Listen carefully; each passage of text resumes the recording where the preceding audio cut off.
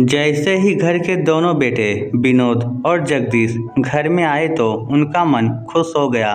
घर में पकवानों की खुशबू हर तरफ फैली हुई थी, खासकर मालपुओं की, जो बता रही थी कि आज अम्मा बहुत खुश है, क्योंकि अम्मा जब भी बहुत खुश होती है तब अपने हाथों से मालपुए जरूर बनाकर खिलाती है। तभी विनोद की बेटी तनु दौड़ती हुई आई। विनोद ने उसे गोद में उठा लिया। अपनी 3 वर्षीय बेटी को लाड लड़ाकर विनोद ने उससे पूछा, अम्मा कहाँ है? 3 वर्षीय बच्ची ने रसोई घर की तरफ इशारा किया तो दोनों भाई रसोई की तरफ चल दिए। देखा तो अम्मा चूल्हे पर मालपुए तल रही थी। वही बड़ी बहू राधिका अम्मा की मदद कर रही थी। अम्मा को देखते ही विनोद बोला, अरे क्या अम्मा, आज तुम खाना बना रही हो? तुम्हारी आराम करने की उम्र है और घर में 2-2 बहुएं हैं, तो काहे तुम परेशान हो रही हो? उसकी तरफ देखते हुए अम्मा ने अपने पल्लू से अपना पसीना पोंछा और कहा, अरे आज तो मैं बहुत खुश हूँ। आज मैं तुम लोगों को अपने हाथ से मालपुए बनाकर खिलाऊंगी। तुम लोगों को बहुत पसंद थे ना बचपन में? अम्मा तो खुशी में दोहरी हुए जा रही थी। अच्छा, ऐसा क्या खजाना मिल गया अम्मा? जब से उस विवादित जमीन का फैसला हुआ तब से तो अम्मा फूल फूल के कुप्पा हुए जा रही है। विनोद ने कहा, हाँ वो तो है, पर एक बात और भी है। वही क्या अम्मा? अरे थोड़ा सब्र तो करो, पहले खाना खा लो, उसके बाद बताती हूँ। चलो तुम दोनों हाथ मुंह धो लो और गरम गरम खाना खा लो, बहुत थक गए होगे। फिर राधिका की तरफ देखकर बोली, अरे ओ बहुरिया, छोड़ सारा काम, पहले मेरे बेटे को गर्मा गर्म खाना तो परोस दे। अम्मा की बात सुनकर राधिका अपना काम छोड़ पहले थालियां लगाने लगी। विनोद तो बाहर आ गया, लेकिन जगदीश रसोई में ही खड़ा रहा। उसे देखकर अम्मा ने कहा, अरे जगदीश, जा तू भी मुंह धो ले और खाना खा ले, भाभी अभी खाना परोस रही है। अम्मा की बात सुनकर जगदीश बोला, अम्मा संगीता कहाँ है? वह तुम लोगों की मदद नहीं करवा रही? उसका नाम सुनते ही अम्मा का मुंह कसैला हो गया और वह चिढ़ते हुए बोली, और कहाँ होगी महारानी? पड़ी होगी अपने कमरे में अपने अटाले को हाथ में लेकर। अम्मा की बात सुनकर जगदीश कमरे में आ गया।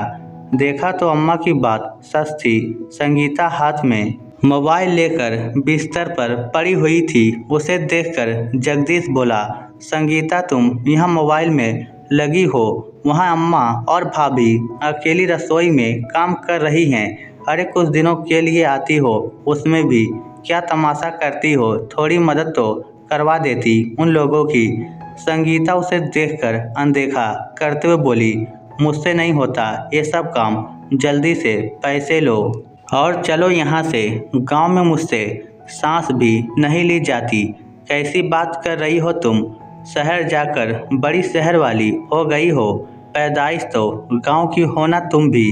और जरा आवाज़ धीरे करके बोलो, कोई सुन लेगा तो क्या सोचेगा? जगदीश ने उसे समझाते हुए कहा, पर वह आवाज़ और तेज करते हुए बोली, सुनता है तो सुन लेने दो, मुझे कोई फर्क नहीं पड़ता। वो लोग भला माने चाहे बुरा माने, इन लोगों से मना कर रखने में मुझे क्या फ़ायदा? कह देती हूँ अपना हिस्सा लो और शहर चलते बनो, मैं यहाँ और ज़्यादा दिन नहीं रुकने वाली। कहती हुई संगीता वापस अपने मोबाइल में लग गई। देखकर जगदीश ने अपना माथा पीट लिया। जानता था कि उसे समझाने का कोई फ़ायदा नहीं, इसलिए अपने हाथ मुंह धोकर बाहर आकर खाना खाने बैठ गया। इधर अम्मा को भी सब बातें सुनाई दे रही थी। उसकी बातें सुनकर अम्मा का मन कसैला हो गया। संगीता का मायका पास के ही गांव में था। अम्मा जी ने खुद उसे पसंद कर उसकी शादी जगदीश से करवाई थी। वह शुरू से ही ऐसी कामचोर रही है, पर फिर भी अम्मा जी और राधिका ने उसे संभाल लिया। अम्मा जी ने शादी के शुरुआती दिनों में ही उसे जगदीश के साथ शहर भेज दिया। तब से उसे शहर की ऐसी लत लगी कि गांव में आते ही उसकी जान निकलती थी। एक बार गांव में अम्मा जी के पति की जमीन पर उनके रिश्तेदारों ने जबरदस्ती कब्जा कर लिया। उसके लिए उन्होंने काफ़ी पुलिस वालों के चक्कर लगाए, लेकिन काम बन ना सका। आखिर रिश्तेदार काफ़ी दबंग थे। अब उनसे जमीन निकलवानी थी तो कई सरकारी लोगों ने घूस मांगी और घूस में 15 लाख रुपए मांगे, पर वह पूरी जिम्मेदारी उठा रहे थे कि वह जमीन उन लोगों के नाम वापस करवा देंगे। अगर 15 लाख रुपए देकर 70 लाख रुपए की जमीन बचती है तो क्या हर्ज है। इसलिए अम्मा जी और दोनों बेटे लग गए पैसों के बंदोबस्त करने में। काफ़ी कोशिश के बावजूद भी सिर्फ 5 लाख रुपए का बंदोबस्त हो पाया। बाकी के पैसों का बंदोबस्त ना हो सका। ऐसे में जगदीश ने ही ये आइडिया सुझाया कि क्यों ना दोनों बहुओं के गहने गिरवी रखवाकर पैसों का बंदोबस्त कर दिया जाए। जब घर पर इस बारे में बात की तो राधिका तो पैसे देने को तैयार हो गई, लेकिन संगीता नानुकुर करने लगी। जब अम्मा ने उसे डांट कर कहा, तब अम्मा को जवाब देती हुई बोली, अम्मा जी काहे के गहने मांग रही हैं आप? भला मैंने ठेका ले रखा है आपकी जमीन जायदाद को बचाने का। उसकी बात सुनकर सब लोग हैरान हो गए। तब अम्मा ने कहा, देख छोटी बहुरिया, हम तेरे माता पिता के दिए हुए गहने नहीं मांग रहे हैं, पर हमने जो गहने चढ़ाए थे वही दे दे। जब जमीन हाथ में आ जाएगी तो उसे बेचकर तेरे गहने वापस बनवा देंगे। उनकी बात सुनकर संगीता तुनकते हुए बोली, काहे के गहने अम्मा? ससुराल की तरफ से चढ़ाए हुए गहने मेरा स्त्री धन है, उस पर सिर्फ मेरा हक है, वह मैं आपको क्यों दूं? मुझसे बेवजह की कोई उम्मीद मत रखना। कहती हुई संगीता अपने कमरे में गई और अपना सामान समेटकर मायके रवाना हो गई। उसके इस कदम से हर कोई हक्का बक्का रह गया। आखिर राधिका ने ही अपने सारे गहने बेचकर पैसों का बंदोबस्त किया, लेकिन फिर भी 3 लाख रुपए कम पड़ गए तो तनु के नाम से उसके नाना जी ने उसके जन्म पर एफडी करवाई थी, उसे तोड़वाकर बाकी के बचे हुए पैसों का बंदोबस्त किया। बस तब से अम्मा जी को संगीता फूटी आंख नहीं सुहाती। खैर, इधर राधिका दोनों भाइयों को गर्मा गर्म खाना परोसने लगी। तभी अम्मा बोली, क्यों रे जगदीश, वह महारानी नहीं आई? उसका खाना क्या उसके कमरे में चलकर जाएगा? खाना खाते समय जगदीश के हाथ वहीं रुक गए और वह बोला, अम्मा आप उसकी आदत जानती हो, फिर भी क्यों उम्मीद करती हो? आप लोग खाना खा लो, मैं खुद उसका खाना कमरे में ले जाऊंगा। हाँ भाई, जोरू की सेवा तो करनी ही चाहिए, चाहे जोरू तुम्हें पूछे भी ना। अम्मा मुंह बिगाड़ते हुए बोली। अम्मा की बात सुनकर विनोद बोला, अम्मा उसे खाना खाने दो ना, उसे काहे परेशान किए जा रही हो? आखिर विनोद की बात सुनकर अम्मा चुप हो गई। खैर, सब लोगों ने खाना खा लिया। उसके बाद सब लोग साथ बैठे, लेकिन अभी भी संगीता कमरे से निकलकर बाहर नहीं आई। तभी विनोद बोला, देख जगदीश, तुझे अर्जेंट में फ़ोन करके शहर इसलिए बुलाया गया है कि अपनी विवादित ज़मीन बिक गई है। वह तो मैंने तुझे फ़ोन पर ही बता दिया था। अब अम्मा चाहती है कि उन पैसों का बंटवारा हो जाए। पैसों के बंटवारे का नाम सुनकर संगीता अपने कमरे के दरवाजे पर आकर खड़ी हो गई। अम्मा ने विनोद की तरफ देखा और इशारा किया, देख ले आ गई। पर विनोद कुछ नहीं बोला, बल्कि वह अम्मा से ही बोला, हाँ तो अम्मा बताओ क्या चाहती हो तुम? कैसे बंटवारा करना है? उसकी बात सुनकर अम्मा कुछ कहती उससे पहले ही संगीता बोली, भाई जी इसमें पूछना क्या है, 2 हिस्से ही तो होने हैं, आधा आपका और आधा इनका। इसके लिए बेवजह ही आपने हम लोगों को बुला लिया। आप तो आधा हिस्सा करके पैसे अकाउंट में डाल देते। उसकी बात सुनकर अम्मा बोली, क्यों भाई, आधा आधा हिस्सा क्यों? मेरे हिस्से का क्या? उसे तो बचा जाना चाहते हो? ये बुढ़िया किसके हिस्से में है वह भी बता दे। अम्मा की बात सुनकर संगीता बोली, अरे अम्मा, अब तो तुम्हारी उम्र हो गई है, हिस्से का क्या करोगी?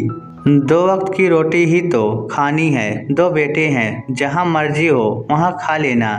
चुप कर, बड़ी आई सलाह देने वाली। कौन सा बेटा रोटी खिलाएगा वह तो मैं अच्छे से जानती हूँ।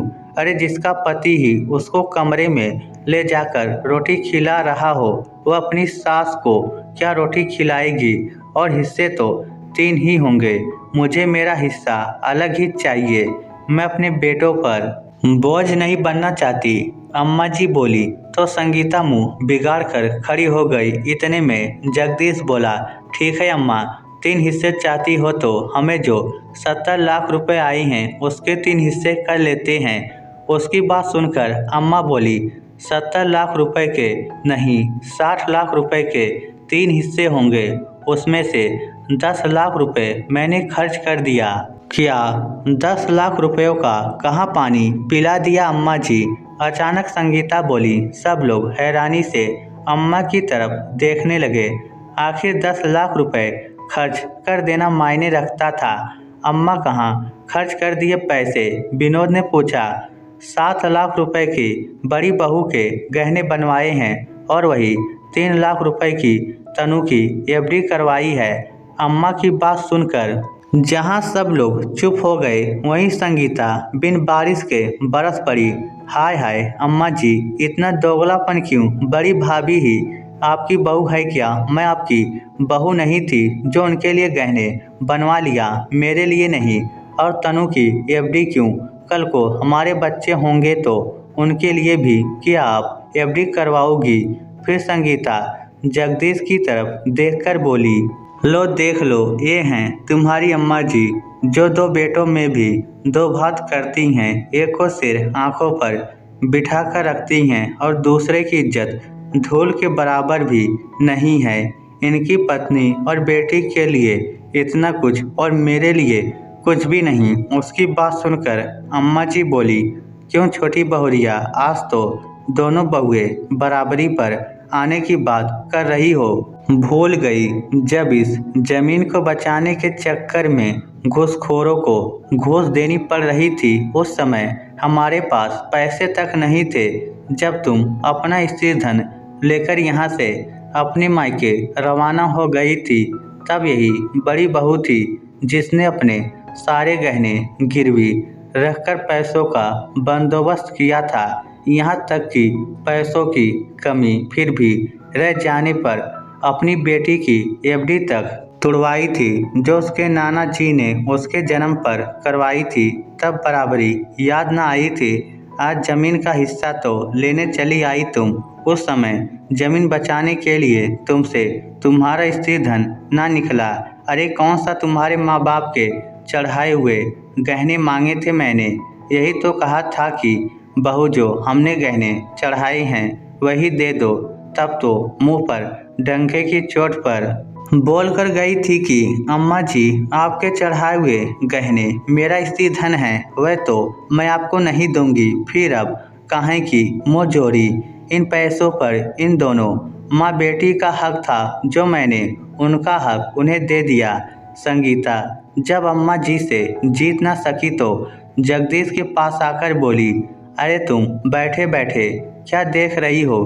कुछ बोलते क्यों नहीं हो? भला इतने से पैसों से हमारा कौन सा फ्लैट खरीदने में आ जाएगा? उसकी बात सुनकर जगदीश बोला, संगीता अम्मा कुछ भी गलत नहीं कह रही। परिवार योगदान से चलता है, मेरा मेरा करने से नहीं। जब हमें तुम्हारी ज़रूरत थी तो तुम मेरा धन करके यहाँ से चली गई थी। अब हिस्सा लेने के बात कर रही हो तो याद रखना, जो भी मिलेगा हक का ही मिलेगा, हक से ज़्यादा कुछ भी नहीं। और रही बात फ्लैट लेने की, तो जब मेरे पास पैसों का बंदोबस्त हो जाएगा तब खरीद लेंगे। जब पति ही लड़ने को तैयार नहीं तो भला संगीता क्या कर पाती? फ़ोन करके अपने माता पिता तक को बोली, लेकिन माता पिता ने कहा कि अगर अम्मा जी हक का दे रही हैं तो ले लो, क्योंकि उससे ज़्यादा तो कोर्ट भी तुम्हें दिलवा नहीं पाएगा।